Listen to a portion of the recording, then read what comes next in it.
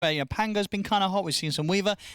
Teams just haven't really been picking Bloodseeker against it. But on paper, it feels pretty good, right? Rupture's pretty annoying. Is it going to work? Is it going to be good? Or are we just going to see this hero get completely dumpstered? The one thing I do like about what they have with it is the Darkseer, where they're going to be able to group up and look for these early fight timings. And the hero's gotten buffs, right? So if we want to quickly look at some of them, Bloodright got more damage. It's a pure damage spell, so when it gets more damage, it's pretty relevant. And I think you got a couple other ones. I can't exactly remember every single one of them, but yeah, curious to see. I think how the lanes are going to go is going to be a big indicator for me.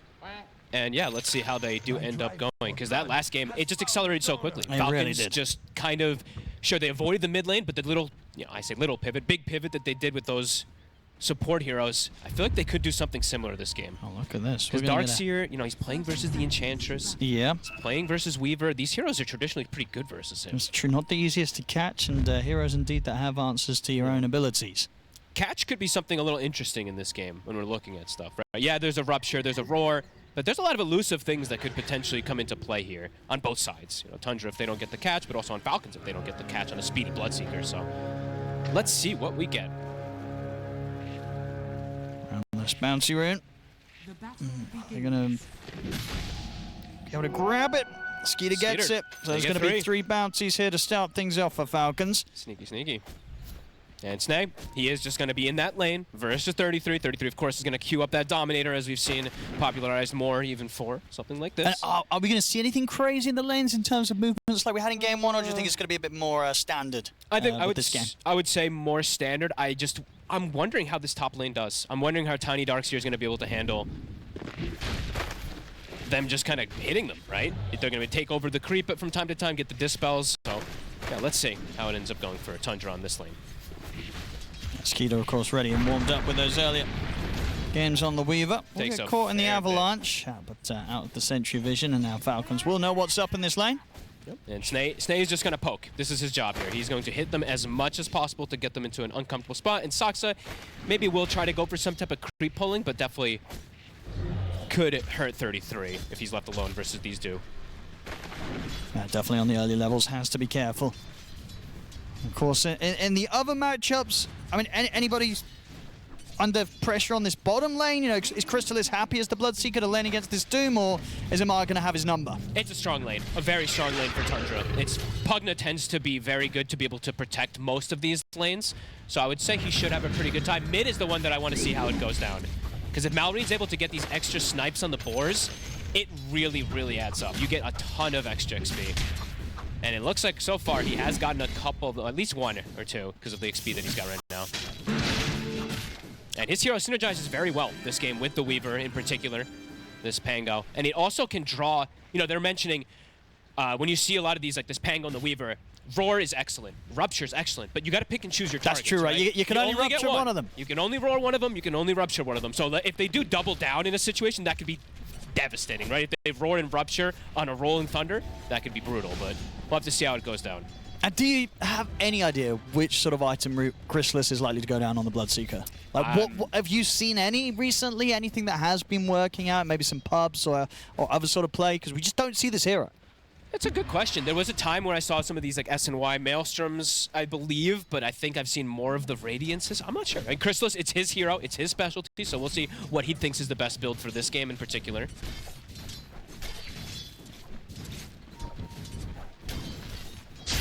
So far in the lane, relatively even between the two of them. Yeah. Amar just with a few more denies in hand against Crystallis. It's just really hard to pressure. If Toby makes a big mistake, then they can potentially maybe get it, but very hard for them to ever go for this Bloodseeker unless there's a third hero that comes. Yeah, so far, I think this is to be kind of anticipated, though. 33 having the slowest time out of the chorus for now, since he is put up in this pretty difficult matchup. Now mid lane continues to be very, very close here between Marin and BZM. BZM's doing a very good job with his boars, keeping them very far back to make sure it doesn't get hit by any of these shield crashes. Yeah, very important, because it's very much going to be that race towards getting the ult online for both of the mids, because both will present opportunities to kill the other with the setup of either the Rolling Thunder or the Roar. Actually, I didn't even point that out at the start, though, but you saw the facet that he went for on the Pango. He's actually going for the speedy one, which a lot of times we did see people go away from that one when they're playing versus Rupture in particular, right? We saw people going for the yeah, shield you got to crash be one. careful with that speed. But usually, I mean, we saw the mid get laners punished. like this one too. But yeah, okay, just interesting to point out. Could see hit, maybe hurt him. Or help him. Does he get the boars? He gets one there, but the other one does get denied. But getting one even does matter as you see that XP. Oh, damn! There we go. He's gotten Called out. He's gotten, what, I think 2 or 3. So he does have, look at that XP advantage. He's got, I mean, pretty significant one coming into play. So we'll see if the rotation does come around when that 6 comes out for Malrine. I thought BZM was, I was looking, he was putting his boars back. That one, yeah, I made a slight mistake, but you know what I wonder how many Malrine has got. Okay, maybe, what would warrant that sort of bit of banter? Probably getting about 3 of them or something. Down on the bottom lane, They do Amar. get Toby. He will steps up find a that little first too blood. far. As you said, it's sort of in terms of the lane setup, he's kind of on the hero that was likely to be the most vulnerable. Yeah, I think he's, him at 33 is likely the only Try one and get in on this. early, but now with the 3rd hero snaking, Good connection with the dagger as well from Crit. they've got an enchant. They're going to be able to maybe get the courier as well. Yeah, Crit takes out the courier. The rest of them take down Massive. Crystalis. Big kills from Amar to start things off, and at the same time, top, Skeeter able to chase down Saxa. Uh-oh. 2K lead already here, 5 minutes in, Fog. Snaking recognizes, I don't need to be top. My Weaver can be left alone versus Darks, you're tiny because there's just no pressure. So now he can look to invade. Toby steps up a bit far, and it actually, yeah, sequences into a 2nd kill because of that with the rotation. Look at this move towards the mid. Malrine got the rolling thunder ready. BZM's actually able to get the kill, and that's a surefire tip if I ever did see one, of course. That bit of all chat banter earlier. He got to drop that tip. That's massive. As we were saying, you know, the level advantage was there for Malrine, but now BZM getting that quick little axe kill. Fixes the early game because things were, I mean, even though it's super early times, losing their top laner, losing their safe laner, it hurts quite a lot. Getting that final bit of nuke in before he was able to roll up. It was close. He's going to be very happy with himself for that one there, BZM. And now with 6, he's ready to reset the base, get back out on the map, and had that threat of the Raw next time. So things get a little more complicated for Malrine if he wants to try and make these early plays with the Rolling Thunder. Do they get the rune as well? Saxa will be able to take that one away, at least from Malrine. And 33 looks like he's got the surge. He's going to try and get over to the creep camper. Crit in with the whip. 33's having a tough time. Both times sacked, it seems like. In the first one, he got sacked to the lane situation that happened. This one, kind of similar. The movements are coming out. Saxa can't really contribute too much to help him. Skeeter getting some pretty lovely starts in both of these games in the safe lane. Full free XP, full free farm for him. While for Crystalis, it's not the case. He is getting pressured. Still yet to see the plan here from Crystalis on the items. Just wants to get that null after the phase boots, and then we'll see what big item he has queued up and ready to go for. They touched on it on the panel quite a bit here, but this is, you know, Bloodseeker's a hero that does not really want to be pressured too much early. Catching up in the jungle, this is not something that he just loves to do that much. You want to get off to a little bit of a hot start so you can get that momentum building early, because you are a tempo-based hero overall. Radiant are scanning.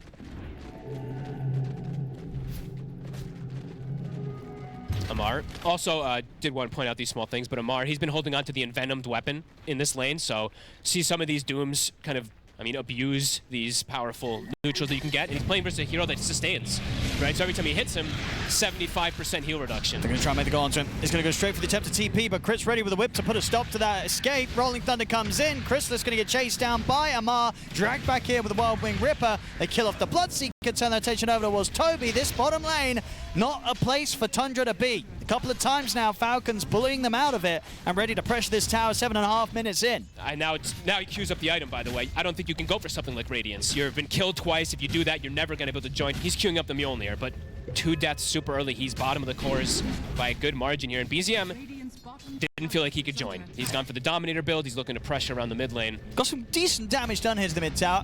Now it's the backup of Toby as well. But Skeeter's turned up. Falcons, they've got the numbers. They've lost their entire bottom tower, though, Owen. On top of losing their core twice, can they get Skeeter? Most likely not. Falcons just a step ahead of things so far here again. Amar looking to pressure. He's got Doom at the ready. As Crystalis was like, he was happy for a second there. He's like, oh, some creeps. Looks like they might actually find him back here. If he does farm lower, but he does not. lot of weight on BZM's shoulders in this mid-game. How easy is it going to be for BZM to sort of go from lane to lane, apply pressure onto these towers against sort of the heroes and items that Falcons have already managed to get online here early game? Not the easiest, I would say. They have great ways to fight early. And we see these neutrals fighting back pretty hard. I always like to point this one out because we don't see too much of the Enchantress anymore, but it does matter. This Rabble Rouser, you saw how low BZM was getting just doing Ancients. These things do start to stack up. I forgot that it was called that, to be honest with you. But that's a really funny name. What does it even mean? What is a Rabble Rouser? I don't even know. Are these words? I got you. A person who speaks with intention of inflaming the emotions of a crowd of people, typical for political reasons. Oh. Okay. Okay, then. All right, Charger's getting political on, apparently. Rousing up the neutrals. Control still continues to be here for Falcons. They try to make a move top onto Sock, so he's able to get away. Roll, Toby. He's in trouble here. Unless he can get bounced up to the high ground. Does manage to get the position, so he's not in trouble at all. Nicely done. Knows how to get out of that one. Nothing to be found there with the Rolling Thunder this time, but still doing their best here, Falcons, to just try and slow down the pressure on the mid tower. The BZM's attempting to continue to apply. Very close to taking the tier 1 here, BZM and Toby. They should have it here. The blast actually puts it in deny, but the creeps will finish it off.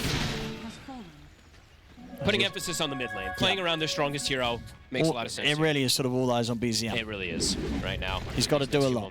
Putting a lot of pressure onto Maureen. Won't be able to continue to chase. And I am for Maureen very close, round the corner. A few hundred gold, and he'll have the Blink Dagger on the Pango. It'll be much easier for him to find those opportunities to set up onto heroes like BZM on his Beastmaster. And that'll be 2 games in a row now that if he does go for the Blink, that he rushes it, right? Which is pretty interesting. We have seen some people stray away from that as 33. No way out of this. Another kill for Skeeter. Having a lovely time on the Weaver. Should lose the tower, though, with this continued pressure that was being applied. And he's going to try and look to find the Helm of the Dawn Creep. They'll find it. Plus 100.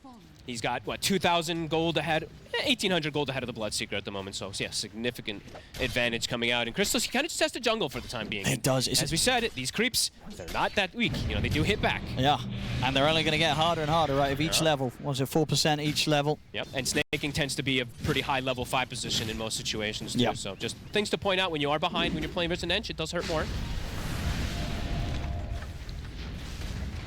Yeah, the recovery's not going to be easy for Tundra. No. Let's see what Amar looks to go down. He's got a bit of a different build. He's not doing the Midases super early. And Owen looks like he's queued up already. Drums into a Blink, into a Dominator, if he would like to on the Doom. That timing's going to be strong. I think he's not doing that. Yeah, do you think it won't? Oh, okay. No. It's like, well, if you're buying Helm, would you say you're sort of in this patch buying it first? You're not really buying it like third item. I think for Doom, why would you do that? Just get the Midas, you can sell it, and just, yeah, you can just do the better kind of things. But who knows, we might see something. But maybe this is the game where we see both the Midas and the Helm of the Dawn. I guess that this could be it, Owen. You might be onto something. Let's have a look, see what he wants to do. He's got the TP. He's in trouble. I mean, Crit's ready at the side, just sort of seeing what they throw down onto Skeeter. Maureen's ready to come in with the Rolling Thunder. They get him with the jump. The Blink Dagger. Sax is gone. 33 is going to try and get out of this one. Good jukes at the moment. We'll save him. Backup TP's coming in. So very Falcons, nice. They'll only find the support kill. Very nice sidestep from 33. Now they drop the wall. I want to see if they can try and get a support kill in return. Crit, has he got ways out of this? Let's have a look. Slowly being burnt down by the Iron Shells. And either way, he's definitely going to make them work for it. Quick juke around the tree line, but they should find him. Have some safety in the box. It's making them spend as much time possible chasing him down, but they will finally get the kill done.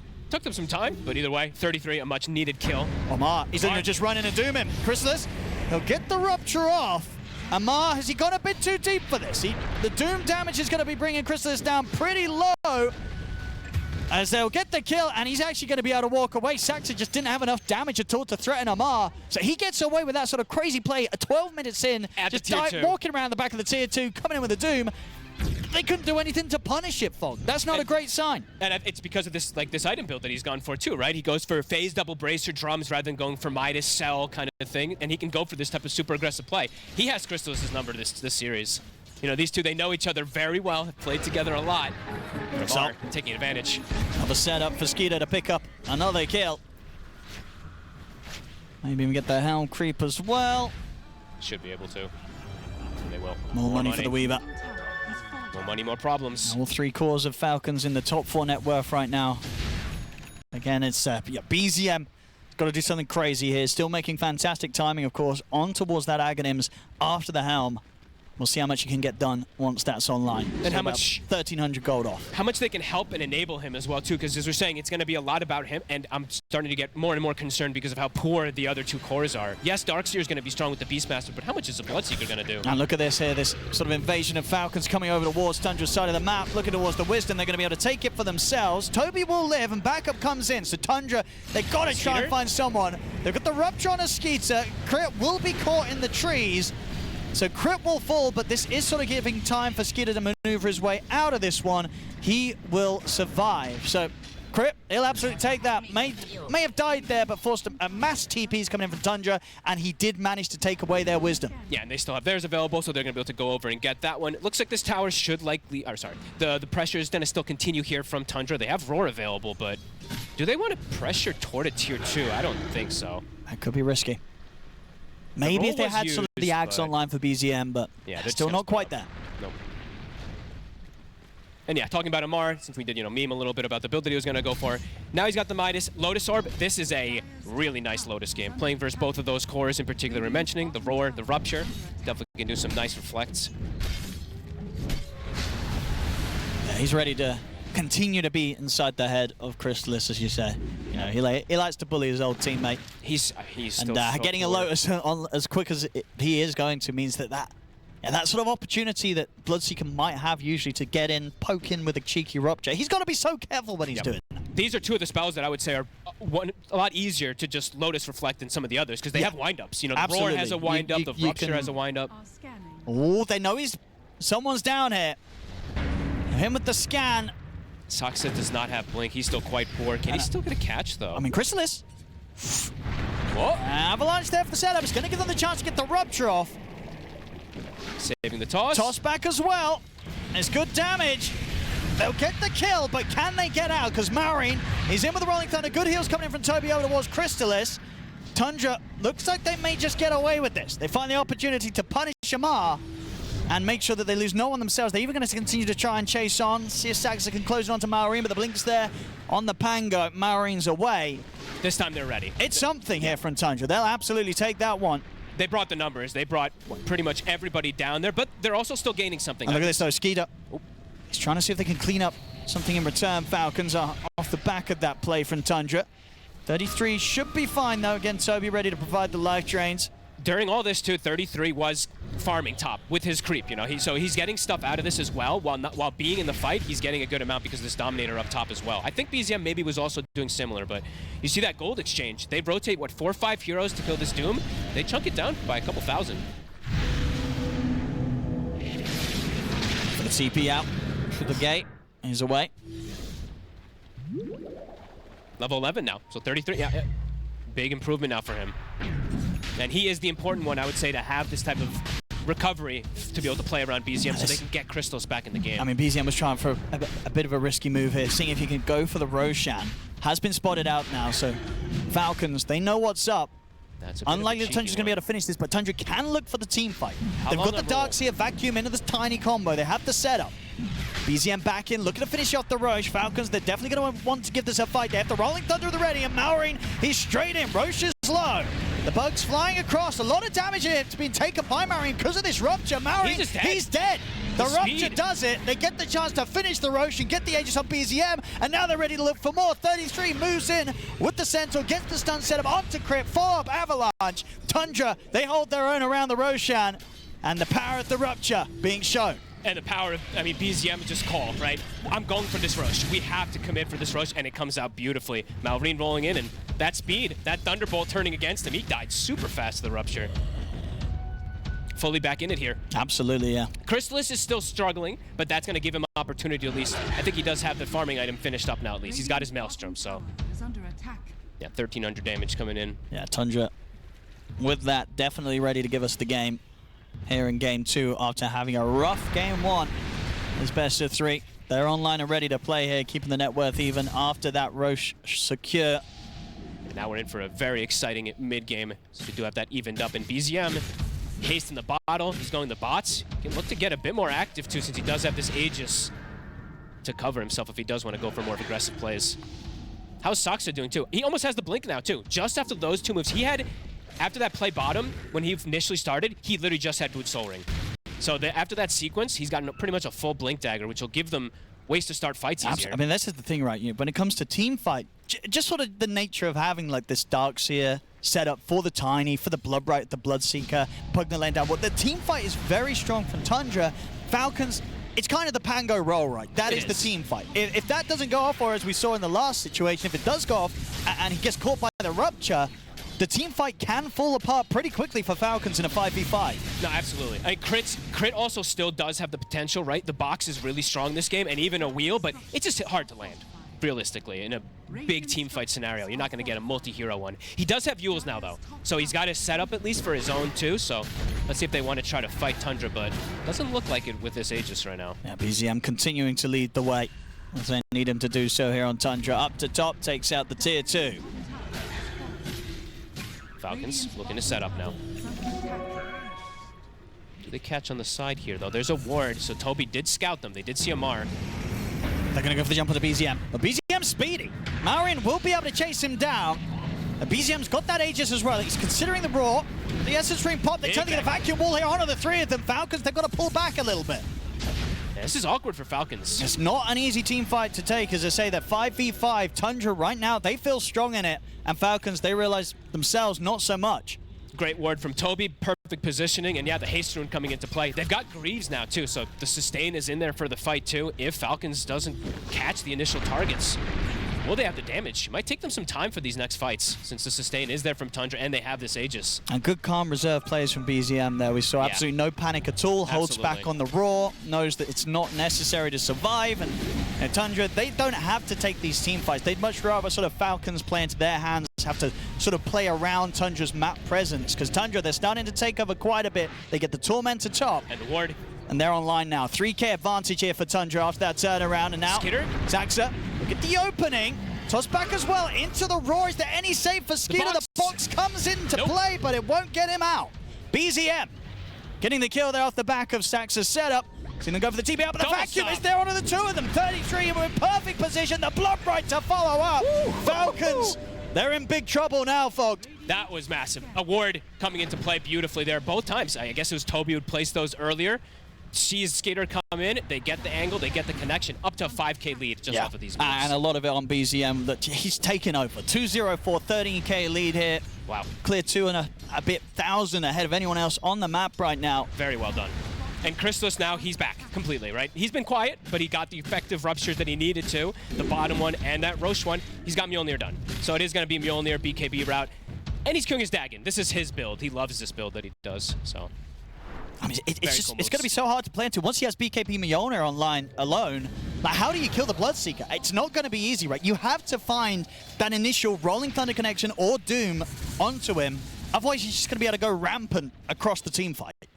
It's definitely starting to look difficult for who wants to go in first for Falcons, right? It's if Malorine goes in, he gets ruptured. If Skeeter goes in, he's gonna get ruptured either. So, even they do only have that one, it is definitely being effective in these last 5-6 minutes or so. Yeah, Malorine at the moment, bottom of the cores. I mean, I do feel there's something about it. I feel like so many games, if you come out with a little bit of cheeky all chat, you can kind of end up with egg on your face, folks. Yep, definitely true. BZM biting back this game. After that initial jab from Malorine. Right, so Falcons, it looks like they have a Lincoln's done for Mars. Saksa in a perfect position to break that smoke. That's what, I think like 5 moves or 6 moves that Tundra has just been a step ahead of Falcons now after that early game. The Obs Ward will be taken out, but it's done its damage. Scouted multiple different moves. Right. He's going to try for the setup on a Zaxa. Taking quite a bit here to go for this support. He is tanky. And he's going to live. They couldn't finish him off. Zaxa's away. That is problematic. 2,000 HP Tiny. He's grieved up. He's ready to go back in. Oh, he absolutely is. Blinks up. Falcons know it. They've got to back away. Again, Chrysalis is just getting that space to get this BKB online on top of the Mjolnir. BKB already done for BZM. Tundra, they're ready to keep the action going. Smoke up from Zaxa and 33. At 33, if it feels like if 33 is ever in the team fight, it's good luck to Falcons. You have to, you probably just have to run away. Darkseer, the king of team fight, is completely online with his team. Absolutely, the vacuums have been on point so far. Toby will find the chance to catch Crip. As we get the setup onto Amar, Amar will turn, drop the Doom down. TP backup coming in. They'll be able to get Chrysalis away out of the fight for now. Mari's going to try and chase them down. See who's able to get the angle on. He's going to look over towards Saxa. Saxa's able to jump over him. The blink, Saxa's fine, and now maybe Falcons have to be scared again. They didn't get the chance to punish anyone there, even with the use of Doom. He's fine. Chrysalis lives. Great disengaged Darkseer wall vacuum pulls them away so they can't stay on top of him. And now Tundra, they're ready to go again. They really are. They're going to heal up. And you, as I say, you just feel it from Falcons, right? As soon as one of their ults is kind of used, or in this case a couple of them, right, the Rolling Thunder and the Doom, they don't get something immediately. They know that they've got no place in that team fight. They have to run. Yeah, we're seeing definitely some awkwardness now for Falcons. Tundra just knowing exactly how to play versus them, and BZM just absolutely massive at this point. BKB's finished, level 18. And Falcons, they just expended their 2 big ults. They can't really defend this tower by any means here. Saxa, he's actually going to be able to find the grab there. Knew that they were going to be trying to retreat here up towards the base. They'll still get away, Mark. Nice try. He tried to vacuum on the low ground, it looked like there. 33. Decent attempt, but they got what they came for. The tower is taken out, and an immediate TP, so Saxa looking for a play. Now Saxa, he doesn't slow down this game. Another toss. He's everywhere. Looking to set up all the players. Crit will be able to jump away for now, back to the safety of Skeeter and Snaking, but again, it's just Falcons having to consistently run away from Tundra. And BZM, he's ready to just walk in and try and start things. They're going to look to go for him in return. They get the Rolling Thunder set off. BZM will get the BKB off. He's going to try and run this one off, but the bugs are upon him. We get Glimmer. Toby's in with a heal. It looks like he's going to be fine for now. BZM gets away with the range of the BKB, and it's ball time for Chrysalis to get round to the back of the fight and finish off Skeeter. The vacuums in onto Crit, and Amar, Crit to fall. Snaking, he's in trouble as Saxa tosses Chrysalis forward, able to finish off a third kill. Avalanche there from Saxa, in with the blink. They'll take down the 4 of them. Falcons, they just can't fight them, Fogged. They're getting destroyed. When was the last time they got a kill, Owen? I don't even remember the last one. I think it's been, what? Is it, I don't know, 10 minutes? It feels like it. I think all the plays that Tundra had happen after that whole bottom sequence has just been absolutely beautiful for them. Every single play has hit. And Falcons, I mean, this was them forcing it because they thought they had an opportunity there, but they didn't get the full chain stun with the wheel because he got bonked out of it. So he actually was able to get BKB run, get toward Toby, and ends up surviving because of it as they lose 4 heroes again on Falcons. Great execution from Tundra. After losing quite a significant bit in the early laning phase, things just blew up. Right after that 15-minute mark, pretty much. Now Roshan, another rush. Up. I mean, it's been hit by a scam, but Falcons, they have the Doom. They have Rolling Thunder now back online. Do you try? I think they might feel like they have to. I think if they give this one away, they might feel like it's going to be too difficult to come back. Let's have a look. Let's see if they get the angle. Pipe is online. It's done. An extra bit of protection against the team fight of Tundra, but still, even with that taken into account, Tundra have a pretty overwhelming bit of damage. They're going to try with the setup.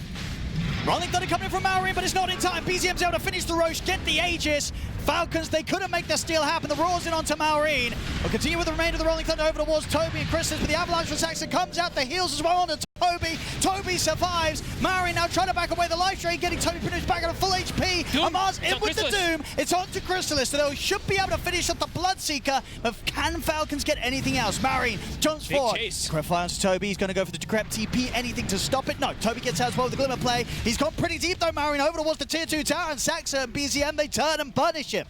Maureen falls.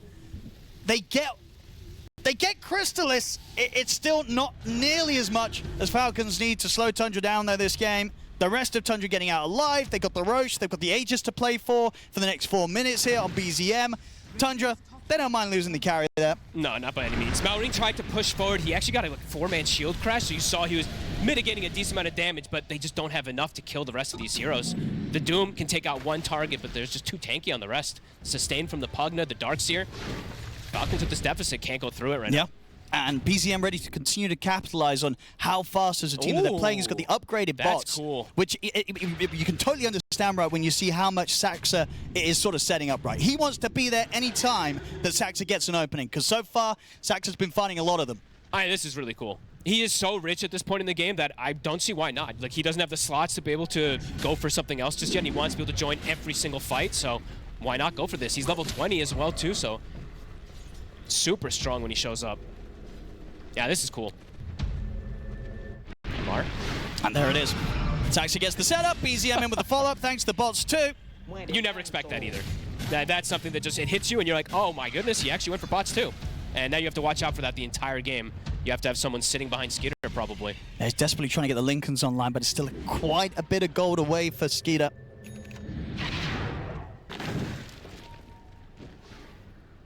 Love the way that we're seeing Tundra move around the map.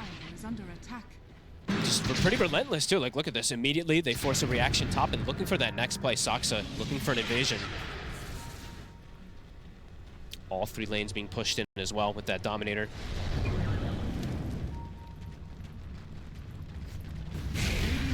Amar. They just see him under this ward. Saxa's going to get the chance to get the jump on him. And provides a bit of safety for Amar. BZM easily TPing in and ready to chase him down. Amar, nowhere to run. Another one here for BZM. They've lost fully control of the map. They can't really step outside now at this point because of this bots too. I think this is actually such a cool approach here from BZM to just pretty much make it that they can't walk outside now. And these 2 Dominators just, yeah, really taking control of everything, keeping lanes in great positions always for Tundra. Skeeter's got to be a bit careful. Saxa, he's going to get the setup. They have the Roar. Is there any further save for him? They're coming in with Rolling Thunder, but they cannot get them off Skeeter. Skeeter's out for a minute. No buyback. I think that's one of the first times I've seen that. He tossed him while he got boxed, and it broke him out of the box midair, and then he got roared. So Tundra, they get the dream catch, and perhaps just a Rax here off of this. And they're definitely going to feel like they can stick around. They're so strong right now, Tundra.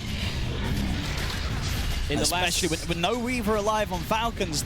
Falcons, they don't even have the chance of dreaming of enough damage to kill any of these cores right now.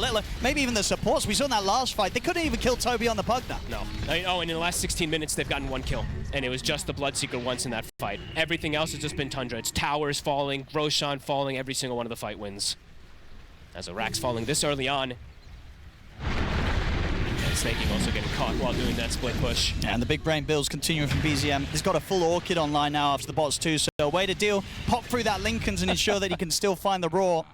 Hey, also, he can just, now he doesn't even have to use the Roar perhaps on Maureen in some situations too. He just silences the Pango.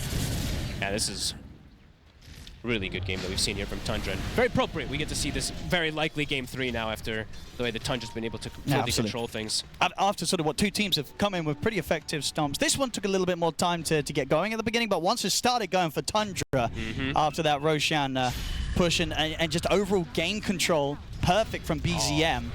It seemed like Falcons are completely helpless. Absolutely. And look at 33. This is a cool pivot of a build. Yep. AC. Look at their armor. He has 44 armor on this Dark Sword. How do you fight into this?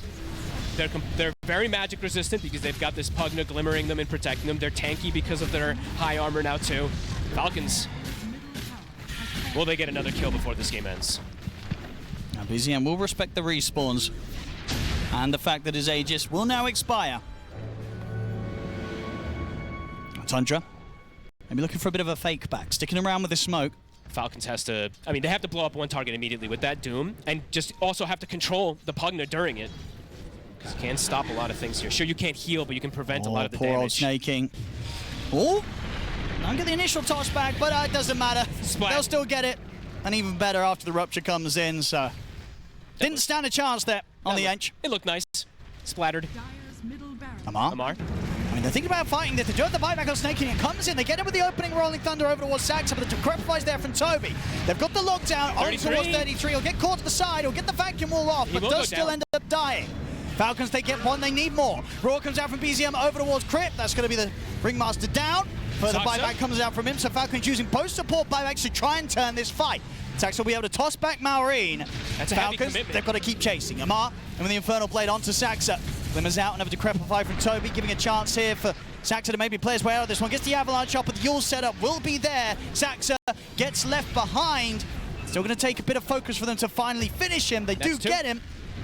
Falcons, they've got to continue to try and snowball this for more. Amar chasing up over towards the tier 2. Got eyes over towards Toby and Crystalis.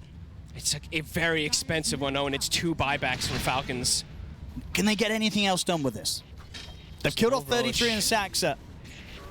Unlikely. 33's respawning pretty soon, too, so they can look to rejoin the fight. Roar's back up in 10 seconds. The line is drawn. Looking to maybe try to catch BZM when he split, but he seems aware. And BZM would be a massive kill. And it was a good chase out, but it's a very heavy committal of using both of these buybacks on the supports to not get one of these other big kills. BZM. I mean, he's feeling strong. He's got the BKB ready to press. Skeeter. Oh, he blinked into the bug. He's going to have eyes on him. See if they can punish him. BZM keeping damage on towards Amar, so Amar unable to get any sort of blink Doom off there. Nice little micro there from BZM, keeping the creep on the Doom. Maureen. They see Toby. The Decrepify off. Maureen's having to get over towards Kristen, but Kristen's having to get the BKB off. He has been doomed, but the rupture was down onto Maureen. Maureen, he's gone. Roar from BZM over towards Amar. Amar, he falls as BZM takes down another, now ready to maybe even turn towards Skidder. Skidder's trying to chase to finish off the Bloodseeker, but he cannot do so. Avalanches into the toss. More than enough burst to deal with the Carry Weaver, and now ready to go for more again, Tundra. Attempted TP, put to a stop there by the bird, comes crashing down onto Snake King. Is 4 of them dead. Crit's going to try for a TP, but he can't get out. Avalanche in play from Saxa. Tundra, they get the team wipe. Well, they got themselves a couple of these support kills. They did get Toby, but that's only because Toby was so far out of position there. They lose everything. And BZM, he's in the base. He's looking to end it. They couldn't kill him. Not once this game. 8-0-13 BZM. Pretty much, I mean, it is straight up a flawless game from him on the Beastmaster. After he got all chatted. Yeah. in the beginning. As I said, sometimes it can be a curse. It can come back to bite you when you look for a bit of all chat banter. Obviously, it was a bit of fun, but it was in good taste, but sure, maybe doesn't taste too great right now for Maureen. I don't think he'll be doing that again next game. No. As everything did kind of go downhill pretty quickly after that one. Pretty quickly. Tundra ready to pad out the stats here with a few more extra kills, and there it is. GG is called. Tundra hit back very, very hard here in this game. So we're going to a game 3, folks. Honestly, BZM show, but some of these little things, the recognition of them like ganking bottom when they saw that Amar was doing these type of cheeky plays.